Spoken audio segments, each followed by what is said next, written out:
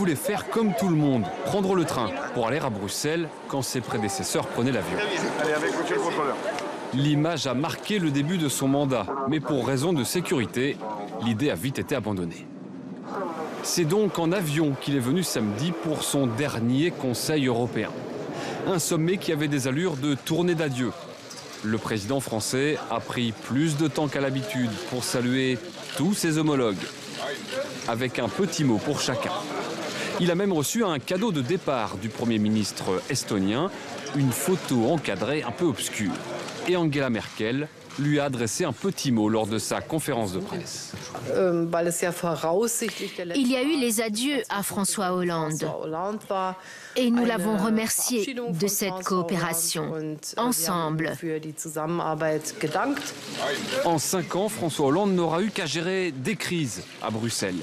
Crise financière, crise grecque, crise des migrants, le Brexit. Quel est son bilan aux yeux des journalistes européens ?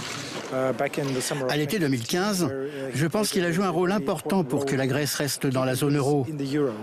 Mais après ça, je pense que sur les sujets majeurs, son rôle n'était plus aussi visible. Il va me manquer car il parle doucement et avec un beau français que je comprends très bien. Mais sinon, je dois dire que François Hollande ne va pas laisser un énorme souvenir ici. Pour avoir un avis neutre, on a demandé aux Suisses.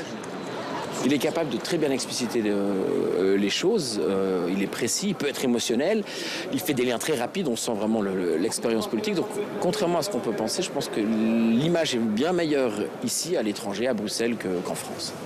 François Hollande, lui, quitte le Conseil européen avec le sentiment du devoir accompli et le constat que la roue tourne. C'est vrai que c'était un moment d'émotion parce que je les connais tous. Mais je regardais à la table du Conseil européen quand je suis arrivé en juin 2012 par rapport à la table que je quitte 5 ans plus tard. Il ne reste plus que 7 chefs de gouvernement sur les 28. Donc voilà, il y a aussi l'alternance qui joue partout. Son successeur, quel qu'il soit, découvrira le protocole de ces sommets le 22 juin pour le prochain Conseil européen.